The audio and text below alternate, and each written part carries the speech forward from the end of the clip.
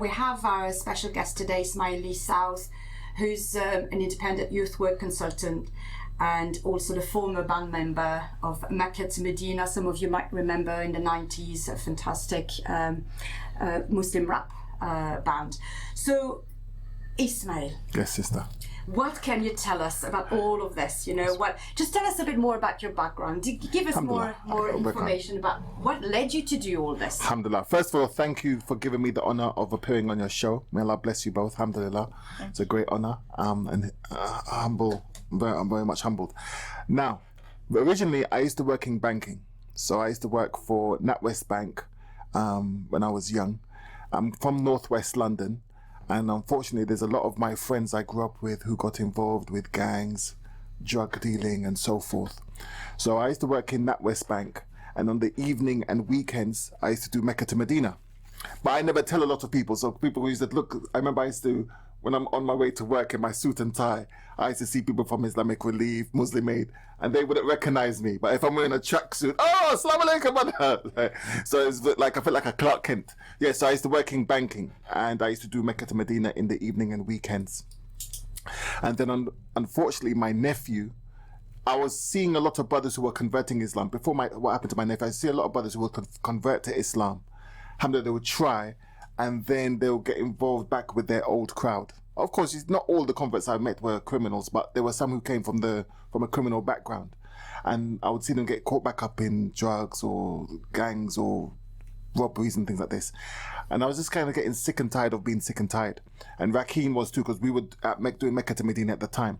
Then when the issue had happened with my nephew got, his parents were divorced, and his mother, who's my sister, she had my spare key. So one day I came home from working in the bank, and my sister was sitting in my front room with 2 suitcases with my nephew. And she said to me, I can't look after him no more. He's a pain. You have to look after him now. And my sister walked out. Wow. Because I'm the youngest out of my siblings. So from that situation, my nephew had to come and stay with me. I wasn't married at the time. So, this got me involved in youth work. So you got basically thrown in. I got thrown in, yes. But also there's the emotional connection because yes, your nephew. It's my nephew. Is not like just anybody. Yes. You had to get it right. I had to get involved because I partly felt bad because I used to spend a lot of time with my nephew. But because I was working hard in the travel money services when I was working for NatWest Bank, and then I used to do a lot of things with Mecca to Medina in the evening and weekends, I wasn't spending as much time with him as I used to. So I thought to myself, oh my gosh, I don't really been spending time with him. I've been so focused on what I'm doing, and at the same time I was looking for a wife as well. So my focus was between looking for a wife, your own family, for my own family, working in the bank and doing Mecca to Medina. So this got me involved. And before this happened with my nephew, people were calling me, said, brother, you need to get into youth work. Brother, you need to come to this school. And I say, no, I'm not for youth work. I'm not from youth work. I remember a lot of brothers I know that used to do youth work used to call me. So when this happened to my nephew, I started to think about other people that I know personally who got involved in gangs and so forth. And I was thinking, I don't want this for my nephew. So I got thrown into youth work. So I used to bring him to youth activities in the local community. And I began to see a lot of this is in 2004, 2005. A lot of the places, the youth clubs that around the community were closed. So people are complaining about it now, but the issue is not a new issue. It's been going on for years. So a lot of the youth activities around the local community were closed. A lot of them weren't easily accessible to young people. And then I just said to myself, you know what? I'm just going to do something myself. And I was seeing that a lot of my nephew's friends were getting caught up because there were some local drug dealers in the area, the place called South Kilburn, and they were going to the young kids who were in uniform and asking them to sell drugs for them, bring the drugs into the school. So, and people, because there's a how can I say, a mentality, don't inform or to the police because you're seeing them as a traitor to the community. We have to deal with all of this stuff. So I started to organize community projects in Kilburn and in Harlesden because I had some issues with some of my younger cousins as well. And unknown to me at the time, undercover police used to come because some of the kids that used to attend, they were being watched by the police. And at the time, I had no clue about this. And then someone from the head of the youth service, some of the undercover police, they informed someone at the head of the youth service. And the head of the youth service came down and said, look, we've got some issues with gangs in schools. Can you come down and do some of these workshops with young people in these schools? So I said, look, I do this. I can only do this on the evening and weekends because I work in the week. And he said, no, can we arrange something where we could pay you to do this work? So at the time I was just doing this voluntarily. So then what happened was I'd speak to my line manager at the bank, and I said, look, I've been offered this opportunity, and they gave me a few days off a week. So I went part-time at the bank, and that's how I got involved.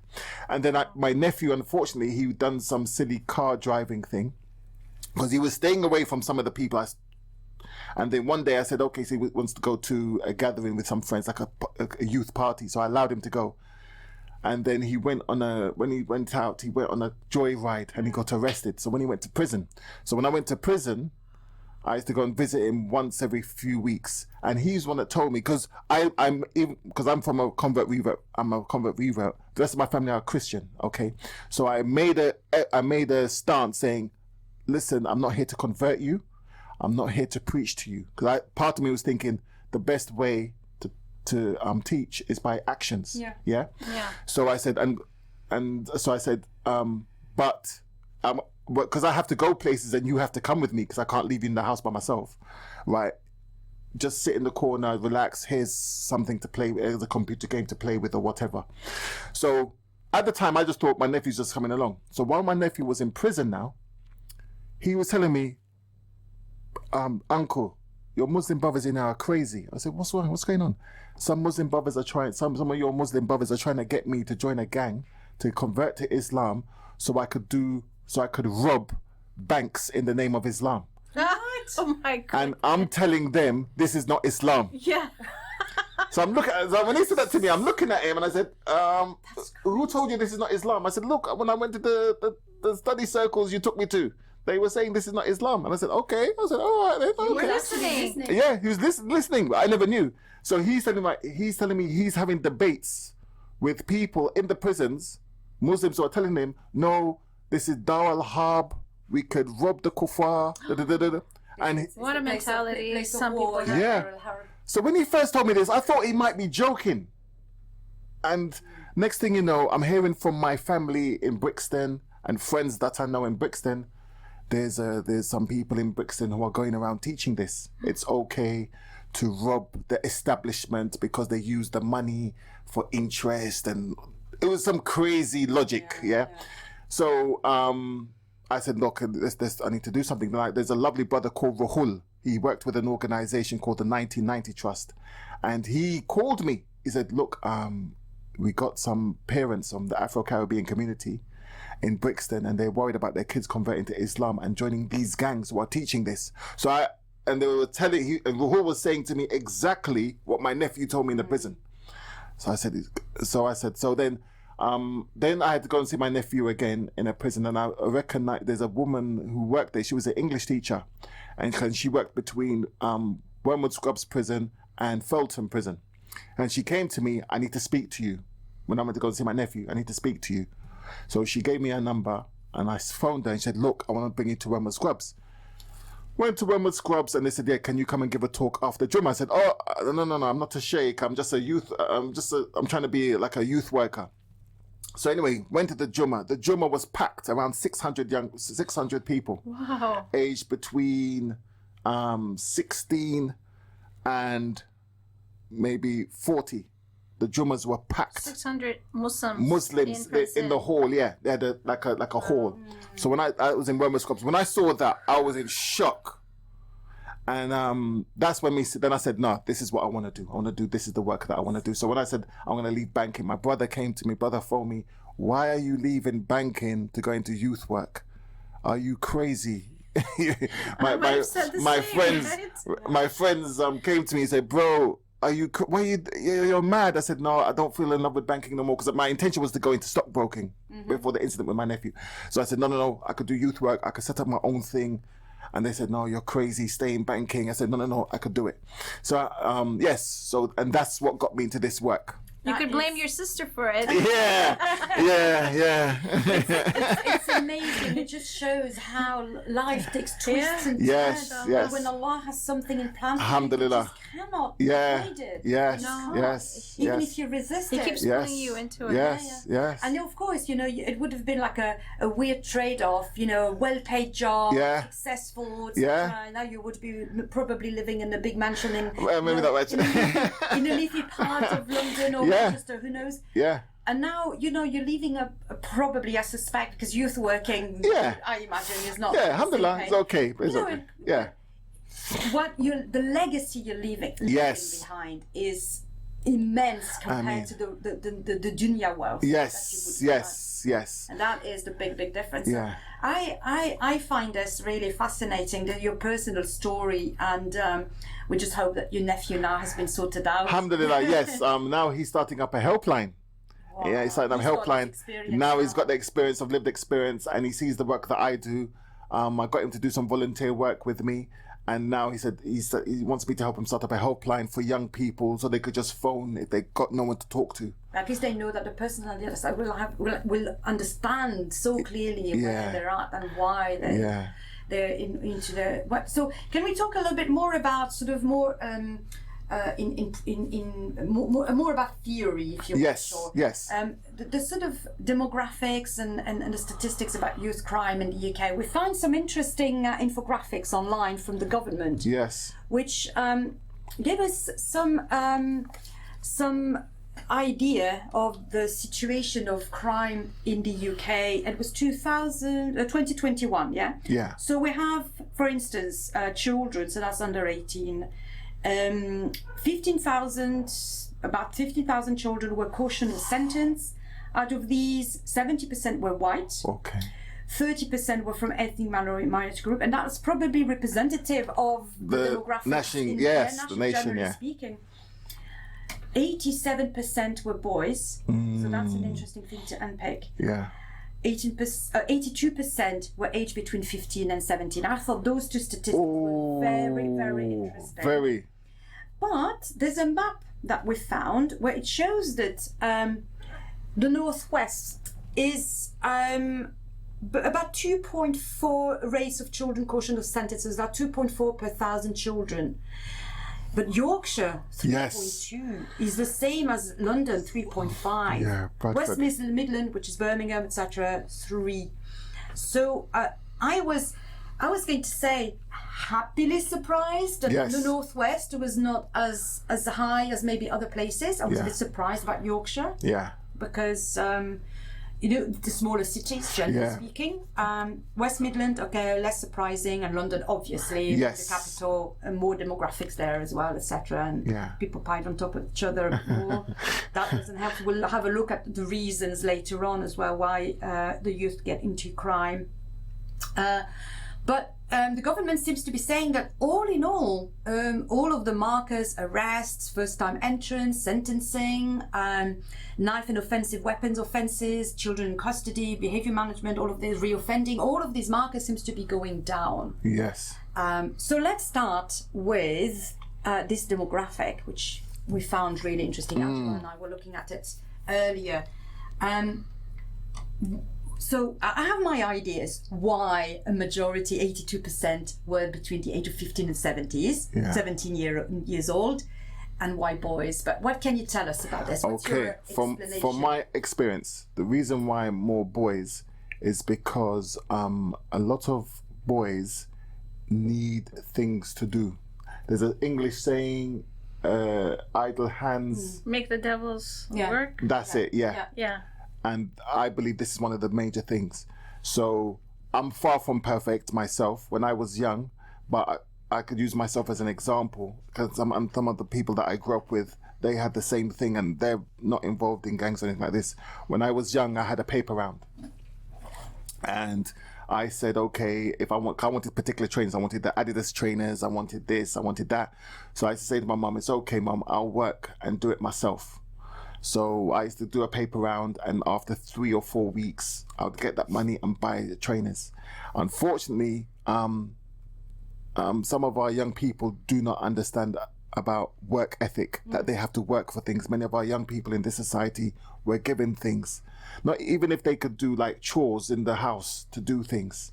So many young people think everything is expected to them because they're spoilt in this society. They think it's easy. Everything, yeah. So who spoils them? What do you mean, like, because society. Benefits? Yeah, So benefits and society. So, for example, even there's a pupil. Not just one. There's many pupil referral units where I do work. Many of the kids that come, they come there by cab. They're driven there. They're picked up at home. About this. Yeah. They're picked up at home, and they're driven to the Peru. And then when they finish the Peru, they're driven back from the Peru back home.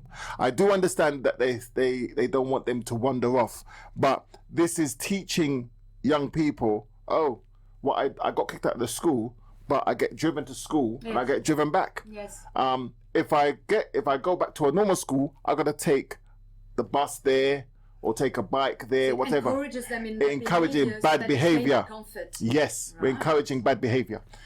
Secondly, I would say as well that big parents and doing the work that I do, this makes me always assess my parenthood big skills, because parents we're very busy trying to work to pay the bills, pay the mortgage, pay the rent, and paying for our holidays, paying for a Hajj or Umrah, that sometimes we don't get to spend enough time with our kids.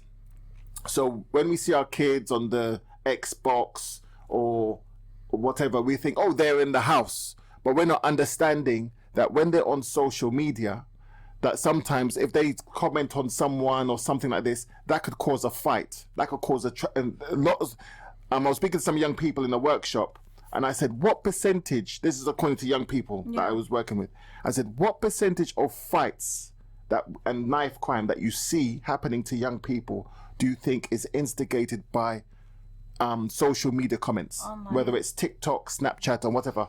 And they said to me, 80%. So even though you're home, you could be starting a fight, you could be getting groomed, you could be so many things, bullying someone. You could do it from the comfort of your home. Looking for recognition, looking for acceptance and so forth. And sometimes things could be misconstrued. And the third thing I would say that parents, we need to be spending more time with our kids. Yeah.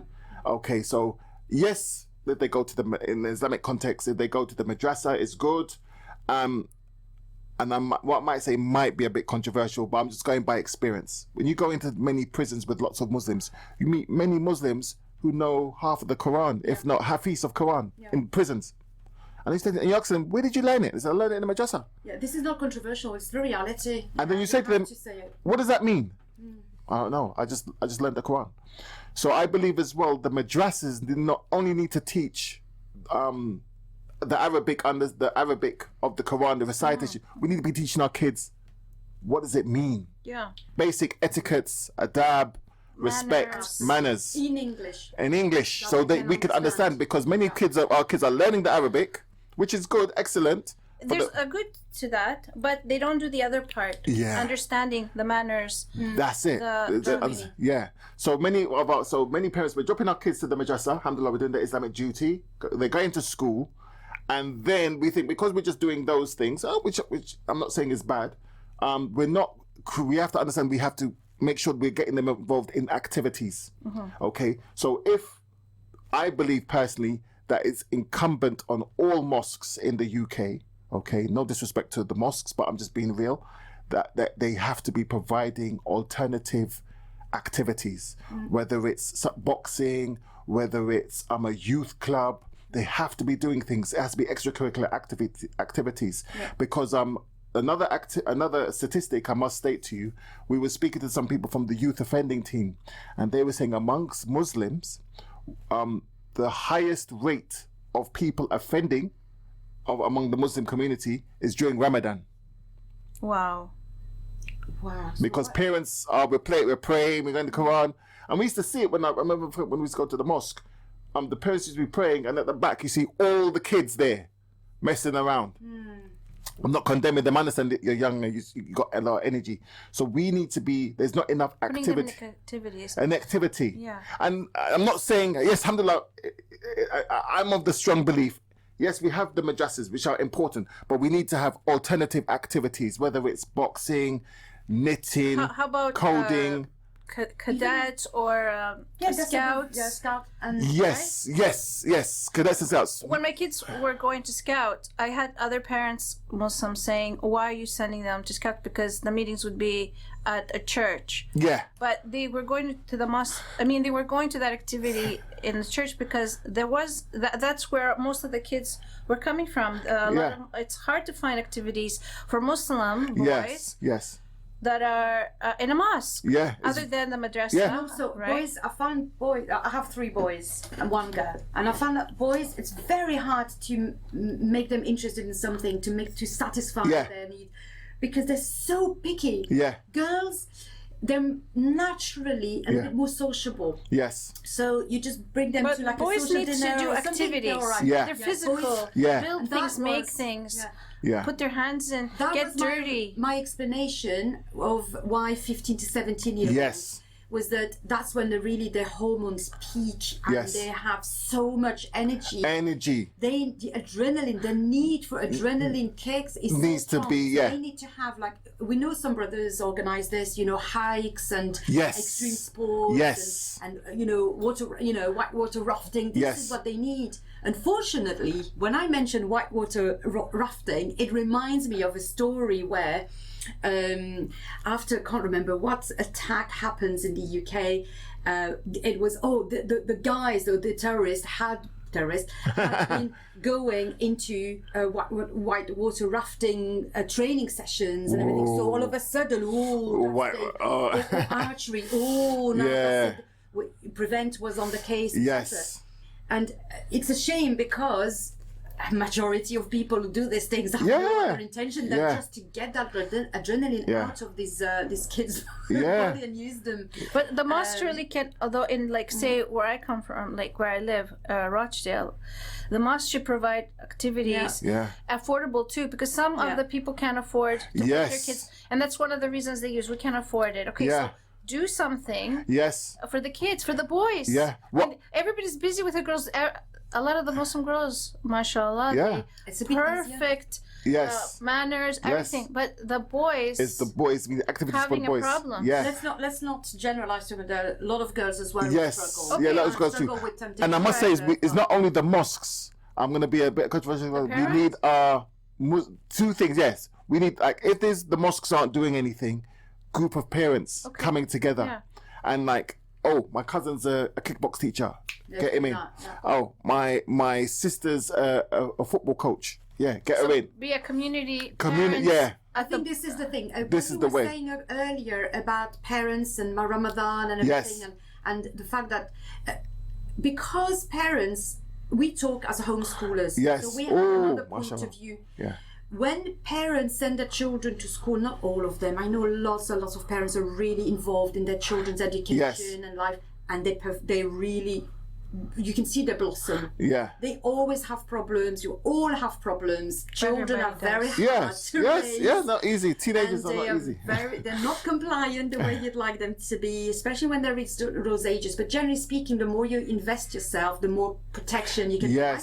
So when you're in the habit of sending your children to school, getting them educated by other people, you, in a sense, sometimes risk becoming complacent and thinking someone else will do my choice.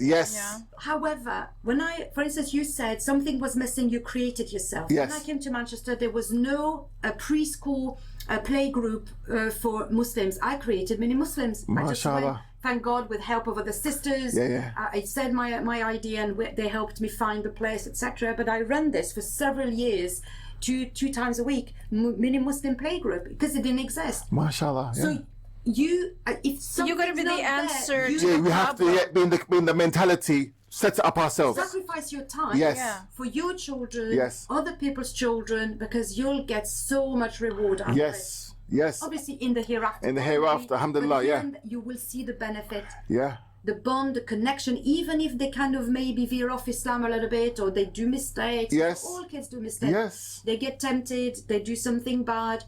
Remember that they will have had this good grounding they can refer back when they get a little bit wiser. Yeah. because that's another thing, that age, 15, 17 and teenagers, people forget, between the age of 13 to 21, the brain of a teenager gets completely disconnected. Seriously, it's like you unplug. You don't imagine all this like a console, like we have here in front of us, all these buttons, everything disconnected. Plugged out. And rewired. Yes. And between those ages until the age of 21, I mean, that reminds Some people say now 25. Yes. Oh. The final place to be reconnected is the prefrontal cortex, which is the empathy, the social interaction. That's the last thing that reconnects. So all these years, they have no empathy. Does that remind you of your teenage child? They cannot, they are very kind of black and white. Yeah. Oh, it's either this or it's that, but there's no nuance in the middle. They're very hard to make do things, to see reason, etc. Yeah. And it kind of all ties in. It all ties in, yeah. And like I always say, the importance is, as well as parents, we have to find out who our children's friends are. Yes. Whether we like them or not, but we have to find out who they are. And another thing as well, we have to make an effort to know their parents too. Yes. We might not like the parents, might not know the parents, but if we see our children hanging around with someone, we have to make an effort. Oh, how's your dad? How's your mom? Oh, what did you do? Sometimes we have to play. I know this might sound a bit funny, but we have to be like 007. We have to be 007 when your parents in this day and time. Oh, where did your dad buy that pair of trousers from? Oh, I'd like to buy that too. Please get your dad to call me. But you know how before you were saying that when you were a teenager you had this job so you can buy stuff. Yeah. What I find in a lot of youth these days, their parents buy them everything. Yes. And they think they're doing good because, oh, my kids shouldn't suffer the way but what you're suffering, you're becoming something. We're growing, right? They're not letting their kids learn to work for whatever social reasons, even girls, and then those kids see some of their friends making easy money, and then they want that. They don't want to work and do it easy. They're learning the easy way, like they want those trainers, but they're not being encouraged to get a job. This is the parents' job. This is the parents' job, right? And this is what you said is 100% correct. Like, for example, my father came to me when I was 14, and he said to me, "Son, what do you want to do when you grow up?" And I was thinking, I don't know. He said, "I'm coming to you next week. Make sure you have a plan, because if you don't have a plan, the system will have a plan for you." Oh, that is so good. So then it's from then I said, I want to work in banking. So my father, for example, he used to work in a factory, Monday to Friday. And in some evening and weekends, he used to do painting and he had his own painting and decorating business, like done in the evening and weekends for extra money for the family. Side hustle nowadays. Yeah, side hustle. Because side hustle, yeah. Actually, he had two. He had that hustle, and then he used to do cobbler. He used to be a cobbler as well. So I grew up seeing him do that. So he said, my dad was trying to get me to do painting and decorating and construction. I told my dad, "Sorry, Daddy, forgive me. I want to get into banking." So he said, "Are you sure?" I said, "Yes, I'm doing banking. I know I could do it." But when I speak to most young people, sometimes I get asked to do employability skills workshops, I ask them, "How many of your parents ask you this?" And these are sometimes year 11 kids. So these kids are 15, 16 already. And many of them said, my parents never asked me what I want to do. So this is another thing as well. So many of the young people that get involved in these issues, many of them don't have aspirations.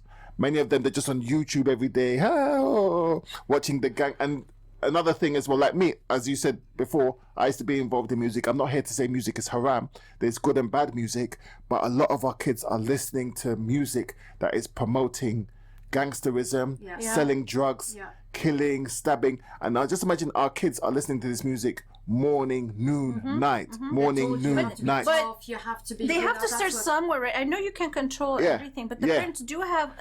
We feel helpless sometimes. But yes, you can do something. We can, yeah. You can do something. So what I normally tell parents is, okay, you can't. If you tell your kid not listen to music, trust me, when you're not there, they're gonna listen to music. Yeah. There's no point.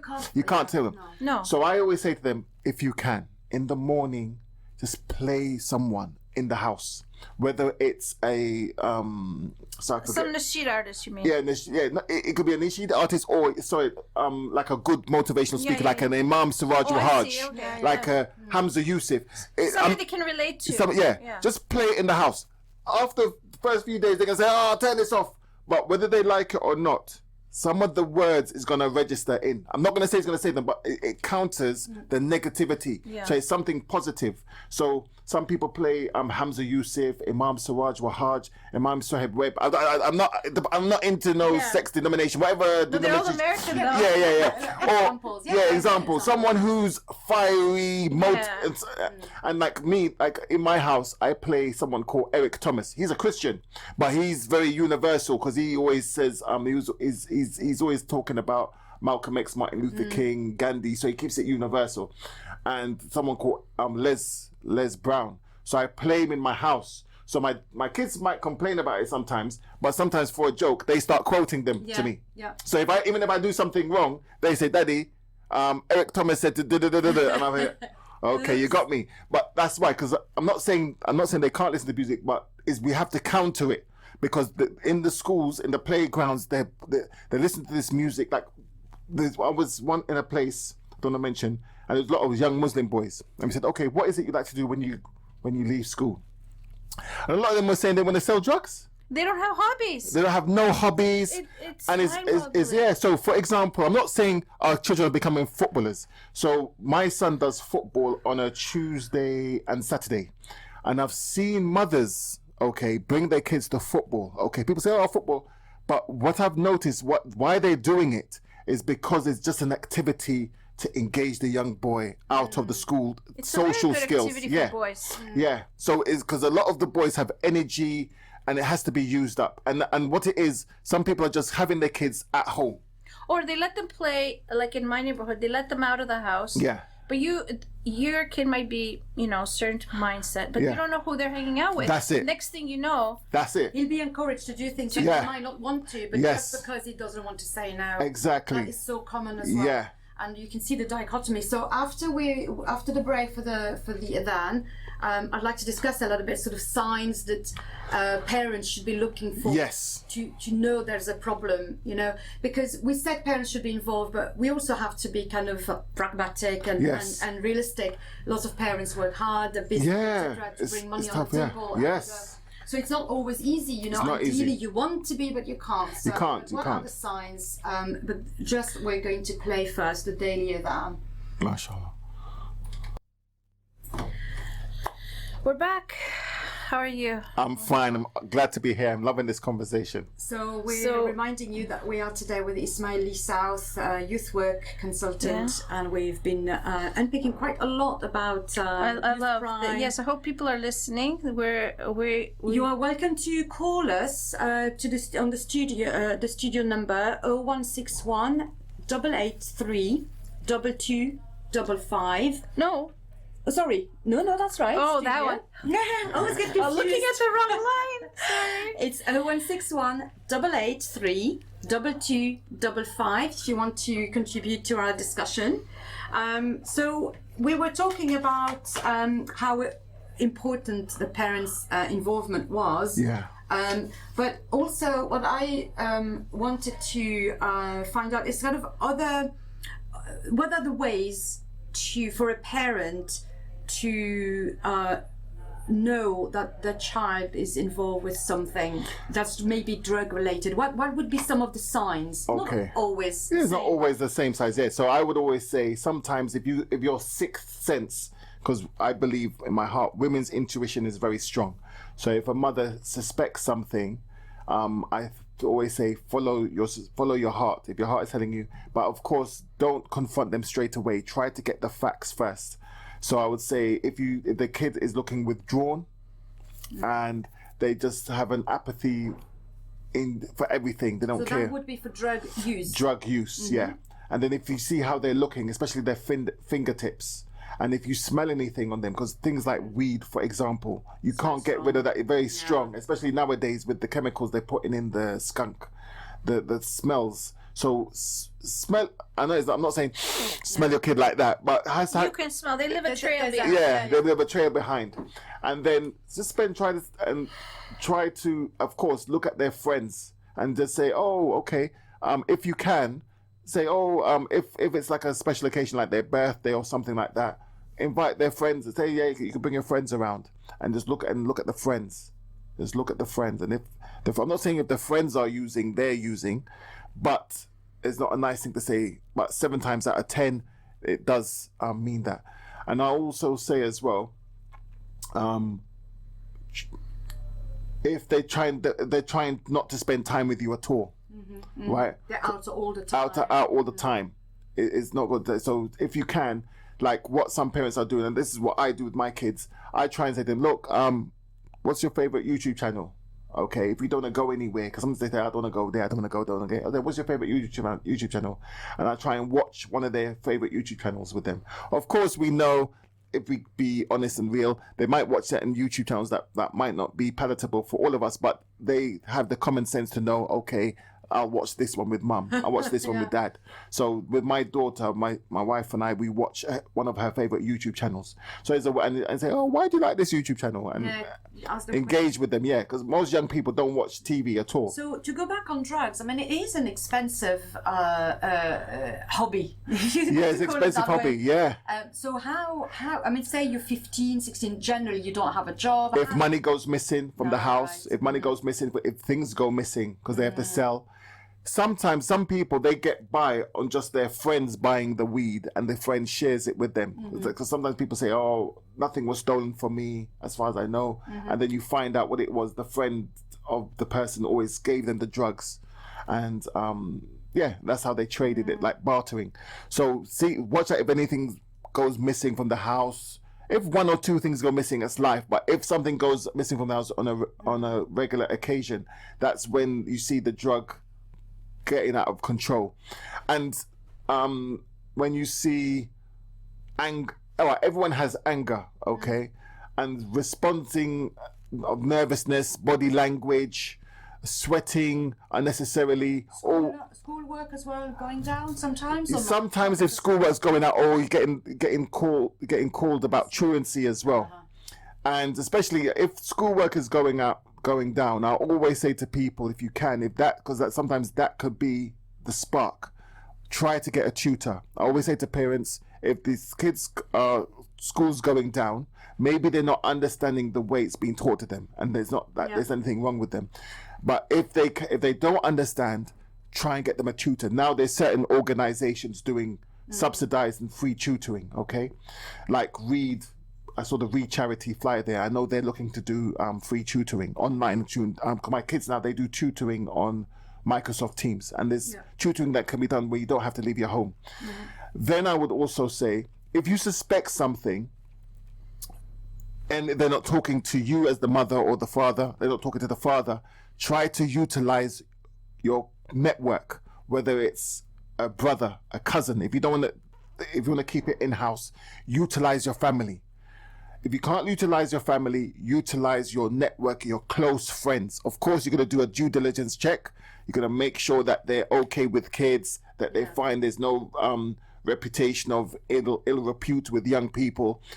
Utilize them in. Make them be like the cool uncle. Sometimes you need that, like the good and bad cop. If it's not working between the mum and dad, get an uncle in, get a cousin in to be with them as well. Get them to come and hang out. Or if there's a cousin who's graduating at university, that's like, it might not be seen as anything, but that's like a mini role model to make them see that. And then just to talk to them, because sometimes young people, why some of them take drugs, is just because they got no one to talk to. Just to let people know, people are under the misguidance thinking, oh, this is something only dealt with poor people from deprived communities. One of my colleagues who works with me in the Salam Project, Ali Kamara, because we got a call to do some work in a affluent Jewish school, okay, which I won't mention the name, and he went there and he came back. He said he was in shock. He said, I used to think this was only a problem among black kids, and I'm with a group of rich people whose parents own this big company, I can't mention this big company, and their kids are on drugs and so forth because their parents are out all the time. So the main thing I would say is, even if they are on drugs, because sometimes it's an experimental phase because it's being promoted on the media, the press, the films and whatever, utilize your family and your networks. And like, for example, and try to find out what they're into, find out what they're passionate about, what they're interested in. So for example, if they're interested in YouTube, find someone in your family, in your network who's got a YouTube channel. Oh, you want to go and see someone's got a YouTube channel, you want to see how they do it. If they're interested in cars, if there's a cousin or friend who's got a mechanic Go and take them. This is it. Journalists, keep them busy. Keep them busy and interested. Looking for stimulation. It's for stimulation. And because they don't get it, or they're bored at school or whatever, they try and get that stimulation chemically. Or with their peers. And there's one thing I'd like to say from the point of view of a Muslim mom. We beat ourselves a lot. Yes. Failing our children. No. And also, there's a huge pressure among the Muslim community, probably all communities, to never accept or realize that there's a problem in the home, because we're supposed to be the perfect family, applying Islam. You know, why is my child not wearing hijab, or why is my boy doing this, or my girl doesn't have the right kind of friends. It's not because you have done a mistake. No, a lot of the time it's just your child growing up. Yeah. And my biggest advice would be, don't panic. Yes. Don't draw conclusions that this is it. It's going to be like this forever. It won't be. No, it won't be. There's so many, I'm on many forums from moms, Muslim moms, and you hear horrendous stories, absolutely heartbreaking, of children falling off the wagon, but in big way. And then you have another person contributing, saying, "Hi, I'm an adult now, but I can tell you, I used to be that girl who was going out, sleeping around, doing drugs and whatever. And now I'm on track. I'm fine. Yeah. Don't panic. Yes, you have to do something about it. Don't ignore it, but don't think it's the end of the world. That was a phase I went through. I'm not happy with it. I'm not proud of it. Yeah. But I went out of it, and the majority of us get out of it. Yes, that's the reality. We hear this traumatic stories of grooming, of drugs, of this Yousef Makki who died, may Allah have mercy on his soul, in Altrincham. These are just absolutely dramatic stories. Yes. Most are not like this. Most are not like this. As you know, most of the stories of maybe a young person trying something once, or maybe a girl, she was asked to do something and she delivered something once.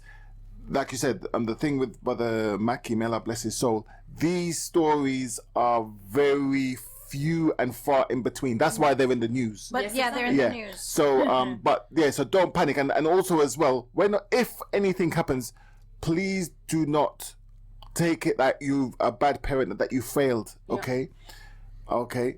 We have to understand that none of us are perfect. We all have tests, and that there's help around you, okay? So you got these wonderful sisters here that have this show, okay? There's organizations that can provide support, and understand that none of us are perfect, and sometimes these things happen to us. If they do, because most cases they don't, it's to make us improve. I have one question. So you see a lot of this in the community. If, say, for example, you have a young person now who's been to prison, has come out, and they have a record, they can't get a job, a normal job. So have you seen good examples from them coming out through that? Like, what do they do? How can they do anything after that? They could contact me, because what I do is that, and just to let people know, I'm just going to be very transparent here. When my nephew came out, we helped to get him a job, because there was a company, they needed a security person to deal with some troubling kids. So we got him a security job. So when he found out he could get a job after coming out of prison, he was in shock. And this was able to, and then he got a small grant to go to college, to study something. And then from this, he stopped hanging around with the wrong people without me even telling him. Because that's what I hear from those people. People that, my first thing to do, when someone comes out of prison, what some people do, they make the person comes out and they make them relax. Okay, maybe for the first week, 2 weeks.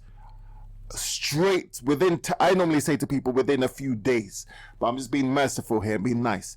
Within 10 days, first thing you have to say is, what do you want to do with your life? If you had the chance or opportunity, okay, you've had your test, okay, you've got this snag, what is it you would like to do? Because in Britain, we could say many things, but one thing I have to say about Britain now, which I love, there are so many opportunities. If someone really wants to do something, 9 times out of 10, it can be achieved. Once the person has the desire, the work ethic and really wants to do the passion to do it. So I always say to them, when someone comes up prison, find out what they want to do. So if they want to do fitness training, they want to get into construction, they want to get into plumbing, they said, okay, from there, let's find you something. So there's some organization. So for example, there's an opportunity if someone's a young ex-offender who's aged between 16 and 18, where they could train to become a fitness trainer, personal fitness trainer, and they get a free Nike tracksuit. We'll try to put them on that. Or if they want to get into construction, there's an organization that could help them get the CSCS card where they could learn painting and decorating. So there are opportunities out there. So that's the first thing I would say. Find out what they want to do. And whatever they say they want to do, and this is another thing as well. And I learned this the hard way. Not the hard way, I learned this myself. I was working with these two guys. They were two young ex-offenders. May Allah bless their soul. I try not to mention their names, but they're brilliant. They're the ones that inspired me as well. They used to, when they came out of prison, unfortunately, they went back into crime. It was funny. No, I shouldn't say it's funny. What they used to do is they used to rob crack dealers. Okay. Well, yeah. But they used to come to my programs. So I had no clue at the time. So they used to do what they do in the night, and they used to come to my thing maybe sometimes before. And then one day, they took me aside and said, look, we're doing this. We want to stop. So I said, okay, I could tell you guys, yeah, this and that. Just tell me, what is it you would like to do? What job, what occupation that you would like to do that could take you away? One said he would like to make websites and apps. And the other one said he wanted to be a model. When the guy told me that he wanted to be a model, I tried my best not to laugh. May Allah forgive me. May Allah forgive me. So I said, is that it? He said, yeah. If I could be a model. You think you're so handsome. Yeah, I'll stop straight away. So alhamdulillah, and I must say, it wasn't just me. It was a group of different brothers that I connected with and sisters who got connections. We contacted this organization called Models of Diversity. So they make sure they have models who are not the not disrespect, stick insect that we see on TV all the time on the front of the magazine. So I said, do you have any things for ex-offenders and so on? She said, yeah. I said, I'm from Hackney. Hackney, if anyone knows, in London is known as a dangerous area, but it's the Moss side. That's it. It's the Moss side of London. Yes, it's improved a lot. A lot of really good work done there. So she got him in some training, modeling training, and then now he's a full-time model. Wow. Okay, that's that one. The second one, we got him a course on how to make apps and websites. I'll be straight. He couldn't adapt to the course, so he left. Then someone cleverly said, may Allah bless that person, he said, look, it's okay. Not everyone's in for the classroom. Go on this YouTube channel and watch it 3 times a day. So he watched it on YouTube for how to make a website, how to make an app. And he was watching it on YouTube like for 5 weeks, and now that's his business. Yeah, I think this is what really should conclude our show. Yeah. The idea that you should not write people off because they're mistake, and to remember that we should always treat other people, that includes our children, the way we would like Allah to treat us, which is with mercy. With mercy, because none of us are perfect, and when we hear our kids do something bad, yes, we're going to be upset, yes, we're going to think, but the main thing is we should allow our kids to feel safe to let us know that they've done something bad. I've always told my children, I said, even if you do the worst crime ever, first of all, I will never stop loving you. I will be absolutely angry with you. I will be mad. I will all sorts of things, but I will never stop loving you. And the second thing is, Allah will never stop forgiving you if you ask for forgiveness. And if you have this in your mind, even if you do the worst of the worst, you're all right. You'll be all right. Really, I have to say, we could go on for hours and hours, and you're very busy. Can you just briefly tell us if anyone has listened and would like to contact you for advice or for guidance, where can they contact you? Okay, so they could go on our website on www.thesalam Project, so THESALAM project.org.uk. You could also contact us, The Salam Project, on Instagram at The Salam Project, and The Salam with 1A, SALAM Project, and TikTok, we had to do that, we had The Salam Project UK, and Facebook, The Salam Project. Fantastic. Feel free, contact us or contact this show, and this show has the permission to pass my telephone number. All I ask, if you could call me between 8 a.m. and 5 p.m. because if you call me like 9 p.m. at night or 11 p.m. at night, I get in trouble with the missus. So just turn off the phone. Ismael Lea South, I am so grateful. Angela, very grateful. Both Thank you. Grateful for your time because we know you are extremely busy. So I'll just remind briefly our listeners who may have missed the beginning that you are a youth worker. You've been working a lot in London. Now you've moved to Manchester. You live between both cities. Yes. So we're very blessed in Manchester to have you. And you are a former band member of the famous Muslim rap band called Mecca to Medina, which you can find lots of the songs on YouTube. But we're going to play one song that you did a long time ago. Gonna bring you back memories, called "Don't Forget the Deen," which we thought was very appropriate. So thank you again, and after the news, please stay tuned in to our show because we have a second hour for you where we're going to be talking about gratitude, inshallah. So stay tuned in. Assalamu alaikum wa rahmatullahi wa barakatuh.